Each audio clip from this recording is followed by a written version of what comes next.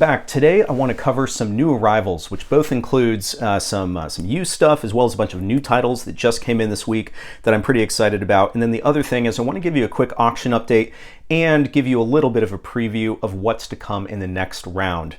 So as always, before we get into it, hit like, hit subscribe, hit that notification bell so you get notified every time I make a video. And of course, you can go over to Instagram and follow me at what_can_brown. All right, so first up, a title that I was just really excited to get in, but actually one that I've had a copy of in the past and actually currently own another copy of, but I was still really excited for this one, and that is Coltrane's, well, his self-titled album, 7105 is the catalog number on Prestige. And this thing is actually in phenomenal shape outside of like a creased corner. The record is like super, super sharp. It's actually the Bergenfield Deep Groove label, which I understand is the, is the second pressing because this album came out with the New York label. The other thing that's kind of noteworthy about this, if this doesn't look entirely familiar, is that this is the red cover variant. So both with the original pressing with the New York label as well as with the Bergenfield, there are red tinted cover editions, whereas the yellow tinted cover is more usually what you come across. There seems to be more copies of it in the yellow. I don't know why they had different variants, but they did. And some people might try to argue, I guess, that perhaps the yellow is more of the original, whereas like the red may have come after. But the problem is there's no evidence of that in terms of the actual record that comes inside or the back slick or anything like that. But independent of that, this is a second pressing. But what this is doing, or what this serves as, is an upgrade of my Yellow Jacket, also Bergenfield Deep Groove pressing that's not nearly in as great shape. And why this is interesting to you perhaps is, well, either because the red cover is something that's brand new to you, or because that yellow cover version is going to be in my auctions for the next round, because I don't need multiple copies of this and I want to keep the better copy. So anyway, I was really excited to get this in. Funnily enough, I bought this on Etsy. Now, I have never bought a record on Etsy. I've bought other things on Etsy. I've bought the chandelier in this room. I'm trying to think what else. I think like gifts sometimes, right? Like handmade gifts that I've gotten for people for Christmas, that kind of thing. But I'd never purchased a record on Etsy. And in fact, I don't generally look for records on Etsy either. It was just random. I decided to go over to Etsy. I put in like jazz vinyl as a search, and this Coltrane record came up. And the funny thing was that at the price point, and considering that the grading wasn't that specific, I think it was like, they just referenced it was VG Plus, but I looked at the other auctions and pretty much everything was VG Plus. And so I was like, I just don't think that somebody sells on Etsy really knows what they're doing. And so I didn't want to spend, I think $225 was the asking price, despite the fact that it's just this cool red cover version. So I left it. I was like, you know what? I thought about it for a second. I was like, I'm not going to buy it. So then like a week later, it was still apparently sitting there, and I got one of those, like, not banner ads, but I got an ad on social media that said, hey, remember you saw this on Etsy, just to give you a heads up, it's 25% off. So I went back, I looked at it, saw that they offer free returns, and I was like, you know what, 25% off, so I think it ended up being like $175 or something like that. I decided to pull the trigger, and when it arrived, I was just really excited because, if anything, the vinyl is in better than VG Plus shape. It's probably in like EX or like VG++, right? I consider those two the same thing. And again, outside of this kind of corner crease, it's in really great shape. So will I start spending more time paying attention to Etsy? I might. And while I think this seller did a great job in terms of representing it, and they have great feedback, good feedback rating, I'm still somewhat skeptical, at least of other sellers that are on there, and I'm probably going to be a little bit more diligent about, asking questions or making sure that I'm getting what I expect to get, even though it worked out this time. All right, so the next title that I wanted to share is also an upgrade, and so therefore the cast-off, or the duplicate copy I have, is going to be in the next round of auctions, and I think it's a pretty exciting title. So it's Stanley Turretine's That's Where It's At. This is an original pressing, so what that means is the New York label. It's got the ear and the Van Gelder stamp. This is a stereo copy, so this album has Les McCann, Herbie Lewis, and Otis Finch. Really, really good soul jazz stuff. Just really phenomenal, actually. I think this is one of Stanley Turretine's better albums.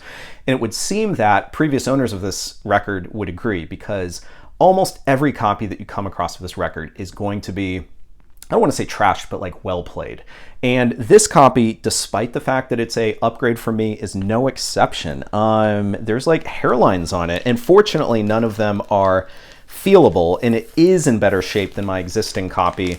Taking a look at this vinyl now, but yeah, there's just like long hairlines, like, you know, like many on both sides. And I did expect this to come in better shape given the grading, I have to be honest. And so for a second I was like, should I even think about returning this? But it does play better than it looks, and I really wanted a nicer copy than what I had, so I probably am going to keep this and obviously offset the purchase price by auctioning my my other one. So anyway, another one that again, upgrade, and that's going to be a part of the auctions. So two other vintage titles before we get into some of the new stuff that probably people are going to be excited about, because these are the stuff that everybody can buy right now, because it's like, you know, you can buy it new. So this one was one that kind of surprised me. This is Joseph Bonner's Impressions of Copenhagen, and it is on the Teresa label. So I don't know, I know I've referenced the Teresa label on my channel in the past. They put out some stuff by Pharoah Sanders, as well as a number of other really great titles. I'm trying to think offhand.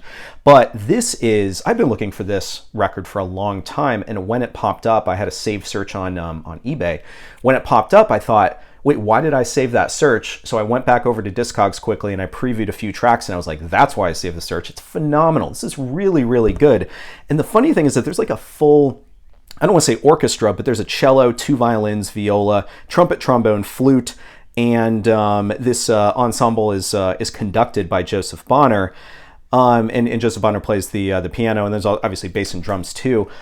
I'm just, I put this on right when I got it in, and I was just like really blown away. It's just phenomenal. It's kind of spiritual jazz-esque sort of stuff. I would encourage everybody to go and check this out, especially the title track, track 1, but really every single track on this. I was just surprised to hear, you know, the whole album for the first time, and I was surprised to hear how, I guess, dense some of the orchestration was in places, and yet how just amazing it all sounded. Because generally, I'm not like a big orchestra kind of guy. I like the smaller combos, and yet this music just transcended some of my own bias in terms of that.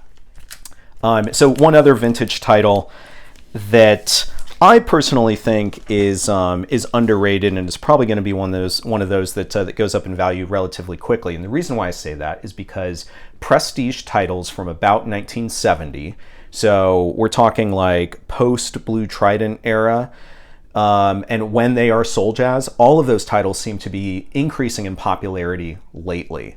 And I think part of it is because some of those have been targets for Jazz Dispensary reissues, and there's just more energy in soul jazz lately. So anyway, Rusty Bryant's Wildfire is one such title. I was able to pick this up relatively inexpensively. It's got Bill Mason on organ, and Bill Mason is fantastic. You got Idris Muhammad, Jimmy Ponder, Buddy Caldwell, and Ernest Reed on guitar. Interestingly, I never even realized this. The back cover photo here is taken by Burt Goldblatt, who I've said in previous situations took all the photography that's hung about in this room. But this is just really great soul jazz stuff, great grooves, really toe tapping stuff, but not like too pandering. It's not as repetitive. It's like it keeps you interested for sure. So that's a title that I think you can still get relatively inexpensively, and I would encourage folks to simply go and preview it. All right, so let's move on to some of the brand new releases, right? That everybody can just go and order directly from the record labels. So some of these I'm going to keep brief because I am planning to do a little bit more of a formal shootout or focus on the titles, and so one of those titles that I do want to discuss in a lot more depth in a future video, hopefully later this week, is John Coltrane's Giant Steps. So this was part of the Atlantic 75 series. So if you'll remember, I actually recorded an entire video about this, and it's all about Acoustic Sound's partnership with Rhino on releasing, they're like, 45 RPM editions, so they're double disc, 45 RPM editions of a bunch of Atlantic titles. In this case, it's a lot of Coltrane and Mingus. I don't think they chose any other jazz artists for the series because it's not entirely a jazz series. But I had to get, and I've talked about Charles Mingus's Blues and Roots because that was the first title that I got in the series. This is the second one I got, Giant Steps. So obviously I was going to have to get it because it's such a classic title, and my only copy, Actually, that's not true. I have an original mono, and then I do have just like a disc only of it in stereo. So I'm planning to do a little bit of a shootout and compare it to this. I have heard this already, and I'll say this, I'm not entirely sold. Like, here's the thing. Sometimes the differences between the pressings you only really get when you actually go back and forth, whereas if this was the only version I had, maybe I'd be okay with it. To me, it sounded like there might be an issue with this being a little bit too bass-y, but I don't want to say that necessarily because it has been a while since I've spun my original. And I am excited to have this, and I probably need to play it a little bit louder and maybe mess with my subwoofer and stuff, because sometimes I have to make those kinds of tweaks with audiophile pressings. So in any event, I'm really excited to get this in. And you can go over to Acoustic Sounds and grab these. They're still $60, which is a little pricey, but again, it's a double disc, 45 RPM, limited quantity, I guess. Mine's number 598. I can't remember how many they're doing of each of these, but yeah, that just came in, and I need to be able to sort of process it a little bit more. The next one that I wanted to bring up, a little bit of a unfortunate situation, honestly. So this is Nina Simone's Silken Soul. So this was the title that was included in the classic series for VMP's monthly subscribers. I think everybody can go and get it, but you just have to pay a little bit more if you're not a monthly subscriber. So, the packaging is great on this. They've kind of shifted to some of these bigger booklets. I think folks know that they used to come with these little tiny booklets, and lately they've been doing these much more robust booklets.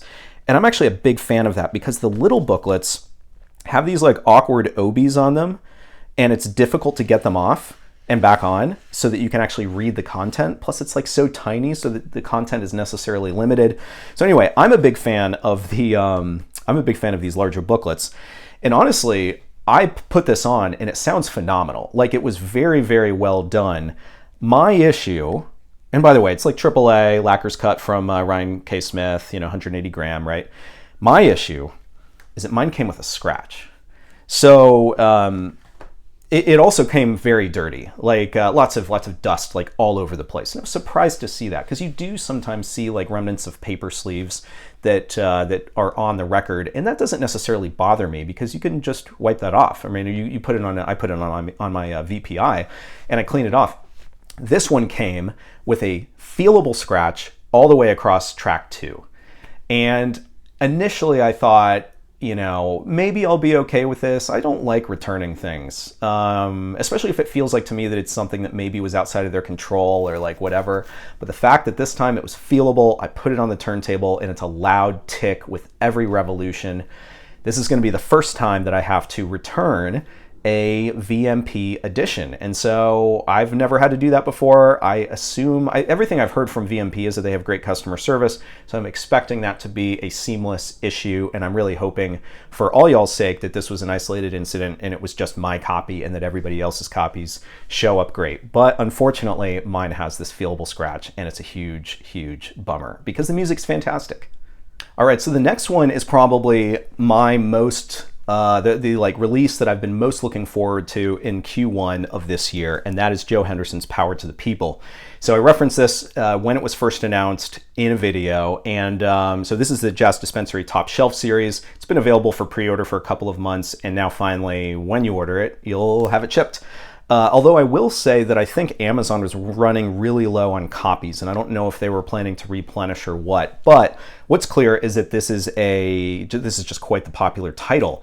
Part of the reason is, well, the biggest reason is because the music is fantastic. Like this whole album is just really phenomenal. And what's clear from my only one spin that I've gotten in so far, because I just got this in yesterday, is that everyone was recorded really, really well. And I will say, especially for me at least, Mike Lawrence, who plays trumpet, and Joe Henderson, right, on sax. But really everybody sounds fantastic. And those other folks include Herbie Hancock, Ron Carter, and Jack DeJohnette. So this is just a really, really solid lineup, and it's a really, really phenomenal album. I don't think that Jazz Dispensary could have picked a better candidate for their next title. I just it sounds phenomenal. And I didn't get the Johnny Lytle title, by the way, but I have been kind of waiting to hear what other people were going to say about it, and I didn't really hear that much. I may have to seek out others' YouTube videos just to get a sense of what people think, because that was a I can't buy everything, right? That was one that I was going to wait and see and determine if it was something that I was going to pick up. So a couple of other brand new releases that came in. One is Matthew Halsall's Bright Sparkling Light. So this is actually a 12-inch EP. And I did have to order it from abroad because Gondwana is Halsall's own sort of personal label that releases a lot of his stuff. And unfortunately, unless you want to wait a while, you do have to bring it in from the UK. And so the shipping cost is a little bit more. And so typically, like on its surface, I was like, I'm not going to get an EP and pay for international shipping because that just didn't seem to make sense to me. But the problem is I love Matthew Halsall, and even though it's an EP, there's like 17 minutes of content here, which is a little bit more than you'd expect from a traditional EP. And so I thought I better just go for it. And man, this music is phenomenal. It's so gorgeous. I think folks who have heard, I'm trying to think of some of his other albums that have come out recently, but typically his full-length albums make my best of lists for the year. And so I had to go for the EP because everything Michael Halsall puts out is really, really phenomenal. Always like a very produced sound, but still like organic sound in the instruments. And it's just, I don't know. I think it's a great blend of a lot of compositional stuff, but also some improvisation. And I don't know, he often incorporates harp. And so sometimes there's like a spiritual sort of vibe to it. I think folks can go. Probably all know about Matthew Halsall, and you don't need me to describe it. But I was excited to get that one in for sure. And then the last one that I got in this week that I wanted to bring up is maybe something that you haven't heard of, and that is by Honest Lee, and the album is called Cosmic Justice. So I would encourage folks to go over to Bandcamp and preview this. So there's a number of tracks here. There's 12 tracks, so relatively shorter. And I would say that there is a little bit of like a lo-fi element to it that just sounds like really cool. It's like super relaxing stuff. There's a lot of differences amongst the tracks, so it's not just kind of a one note across the entire thing.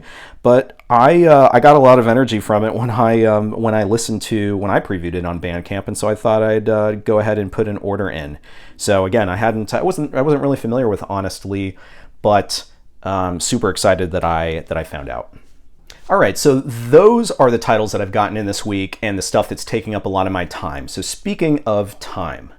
Despite the fact that today is Sunday, and 2 Sundays ago I listed 100 records on eBay, and 2 Sundays before that I listed 100 records on eBay, this would be the time for me to list part 3 of my auctions, but I'm not. And the reason is time. This past week I spent every day after work, or at least during the beginning of the week, shipping records out. And I had to attend a conference, and so I just didn't get the time to prep the auction. But what I did do is I've isolated what those 100 titles are going to be, and I wanted to give you a preview, but I also kind of wanted to give you a little bit of an update from the past bunch of 100 titles, because I know that folks are interested in that. I think there's a lot of folks right now who are kind of second guessing whether they should be in just purely acquisition mode, or whether they should be shedding some of their stuff that they don't listen to.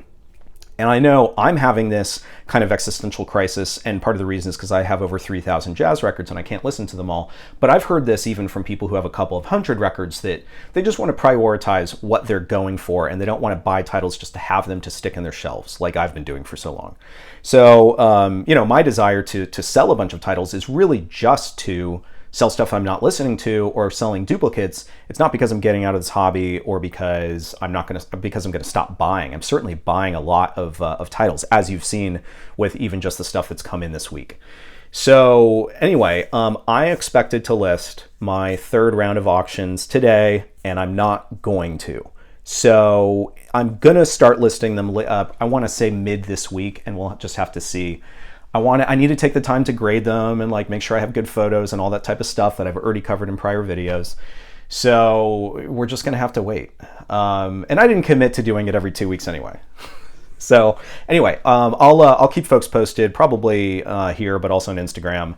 Otherwise, follow me on eBay at CBWAYO. You can follow my seller account. And actually, you know what's funny about that is I say CBWAYO, which is the seller name that I've been using and reminding people to follow all along. But guess what? I went in and created my own seller account, or like seller store, I think is what it's called. And so now you can, now it actually matches my name here on YouTube. So you can actually, I believe you can search for the seller store WCB Jazz Vinyl, which makes a ton more sense than my seller name for the last 20 years, which is CBWAYO. So anyway, go over there and follow that, and then you'll get notified when when these auctions go live. And they'll last a week, just like everything has so far. Everything starts at $7. Good mix of cheap stuff as well as more expensive stuff. Probably we'll see what people want to pay for. So in any event, round 2 of my auctions, which ended about a week ago, last Sunday, right? So out of the 100 titles, and again, this is the second block of 100 albums, and I'm doing a total of 500 albums that I'm selling on eBay, right? So this is the second block. 97 of the 100 sold. Those 3 that didn't sell weren't that surprising. They weren't like top titles, and they probably weren't in great shape. There were 2 that weren't paid for, so I had to cancel those auctions. I gave them a full week too, so I think I was kind there. But I had to cancel the auctions for 2 of them because of non-payment, but they also weren't like huge titles really either. I will say that in this second round of auctions, I acknowledge that I didn't necessarily have the same amount of, say, really big or high dollar titles as the first round. So if you'll remember, when I did a recap of that first auction, I think my total ended up being something like $4,500. This time was a little bit, I think it was more like $2,500. So, you know, for the same amount of records, not bringing in as much money, it was because I didn't have as many of the big titles.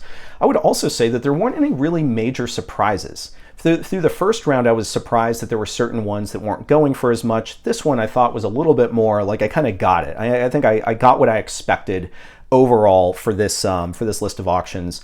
If there was anything that was maybe a slight disappointment, one was the Ramsey Lewis record that I referenced in a recent video that had the entire band's signatures on the back, and I believe that they were all legitimate. They looked legitimate. That record only went for $37, but you know, at the same time, I know autographs aren't everybody's thing. I personally don't have a lot of value for them, and that's one of the reasons why I put the record up for sale. And I'm glad that somebody was able to get it, and hopefully they thought that they were getting sort of, you know, some value there, getting all of those autographs and only spending $37. Otherwise, I think, like I said, I think things kind of came in as I expected. I suggested in the last time that I did an auction preview that the Lee Morgan Young Lions title was going to be one of the top sellers because it was still in shrink and just in phenomenal shape. And that ended up being, I think, either the top title or the second title in terms of how much it went for. So that was as expected. So it did occur to me, actually, that one of the titles that didn't sell, even for $7, was Joanne Brackeen's Ancient Dynasty. And that actually did kind of surprise me, and for a couple of reasons. One is because it's a promo copy. So there's like a for promotion stamp on the back, and it's a white label, which I don't think, I think was only specific to promos. But I know a lot of folks don't know who Joanne Brackeen is, although I think you should, but the big thing here is that Joe Henderson's on it, and Eddie Gomez and Jack DeJohnette. And more than just the lineup, like the music is fantastic. I think everybody should be listening to this. And apparently it couldn't sell for $7. So maybe I'll add that back in for the next round. I'm not sure yet. We'll see. And the only reason why I'm selling it is because I already have a copy. It's not because I don't think it's good music. So the last word on sort of a recap of my auctions, and then I'm going to show you just a quick preview of what I think are some of the most exciting titles coming up. So what I wanted to say is related to shipping. So I was packaging records up Sunday night, Monday, Tuesday, and Wednesday because I think I had some folks who paid a little bit later. So and everything had been already dropped off by, I think Thursday morning was the last time I went to the post office to drop any of the titles off, but I was dropping stuff off earlier in the week as well. And what occurred to me is that USPS is having major problems in Atlanta. And the other day when I checked to see the status of what was going out, nothing had a scan yet. And so what that meant is that I dropped stuff off, and even days later, the Origin post office still hadn't scanned it. If you look in the news, Atlanta post offices are just a mess right now, and there's a lot of delays, especially for deliveries locally, but also stuff leaving. I actually had to go to a post office 4 times during the day just for that 4th time for them to finally be open. So our post offices are not open 9 to 5 or 8 to 5 or whatever their hours are. Because of staffing issues, they always close for about an hour, usually between 1 p.m. and 2 p.m., sometimes 1:30 to 2:30. But I went to this post office 4 different times at hours they were supposed to be open, and only the 4th time were they actually open so that I could drop everything off. So there's a lot of issues going on with the post office, especially in Atlanta, and I feel really bad because stuff that I got out, that people paid for, that people want to get, unfortunately, it seems like they're going to be delayed. So I'm following those tracking numbers, and I'm sure everybody who bought stuff is following those tracking numbers, and I'm just crossing my fingers every day that I see movement on all of these packages.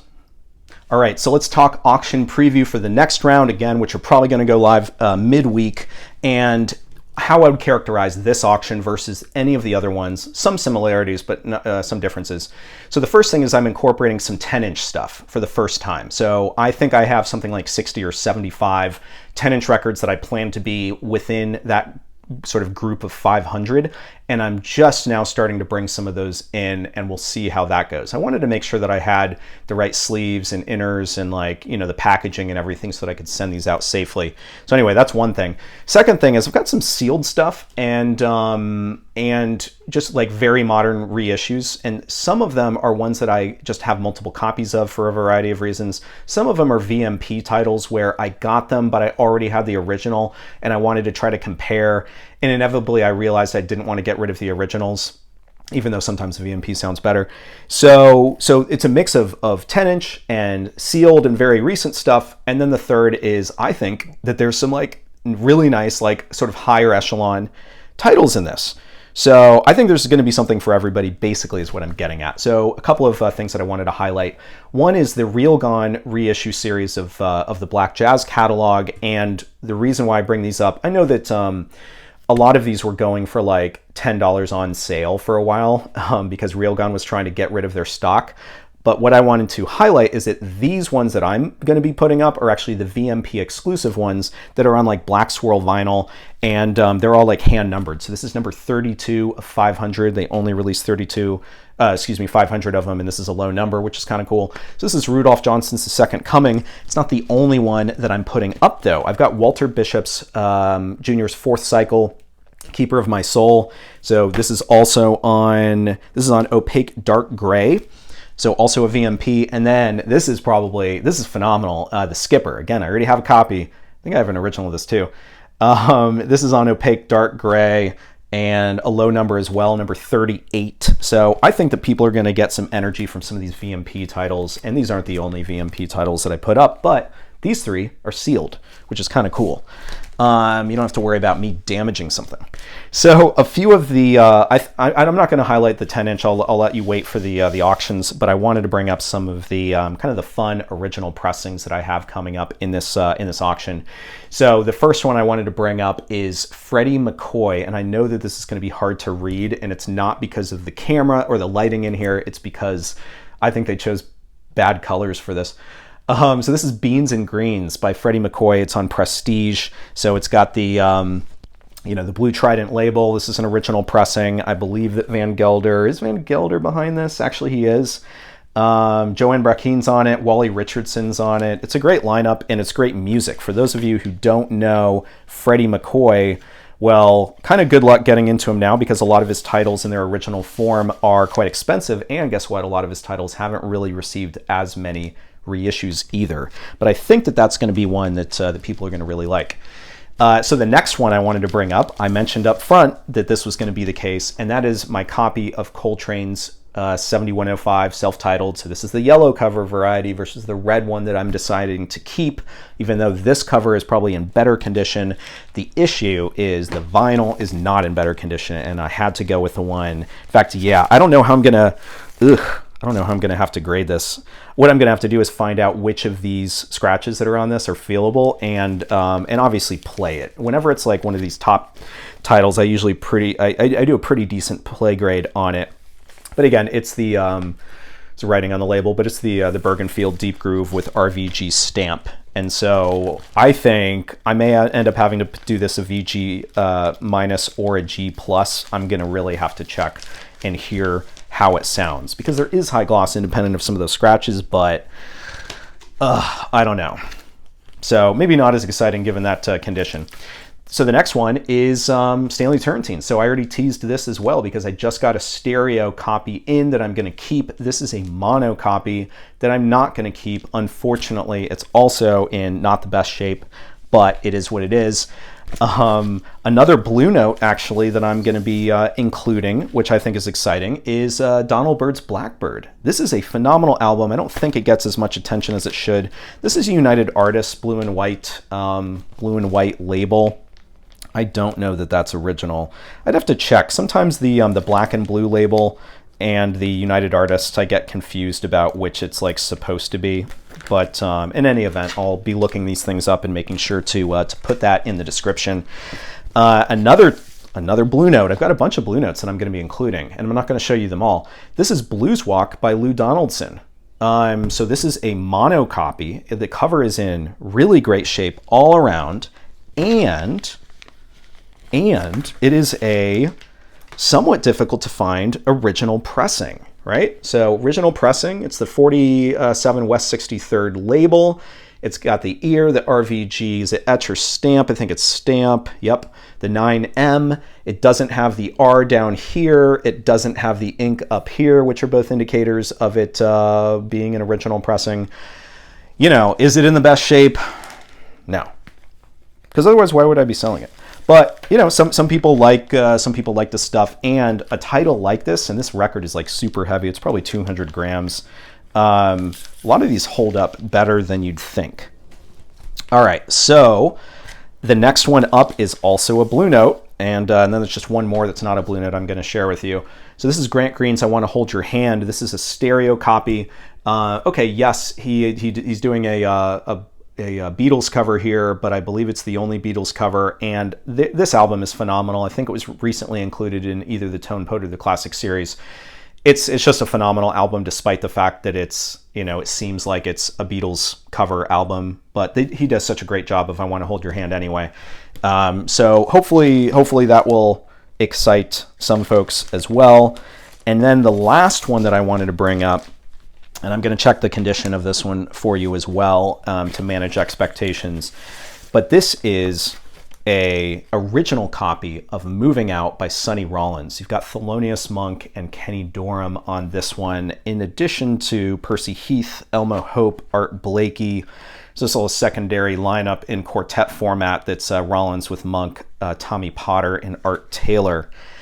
This is it's a classic record, and this one is in, I don't know, maybe better shape, but still somewhat challenged shape. So I don't know. I wanted to bring up some of these because they're rare, even though some of the condition, is not necessarily top tier, but it turns out that there's a bunch of titles in this next round of 100 that I think are really exciting, and those are just some examples of stuff that I think people might want to pay more attention to.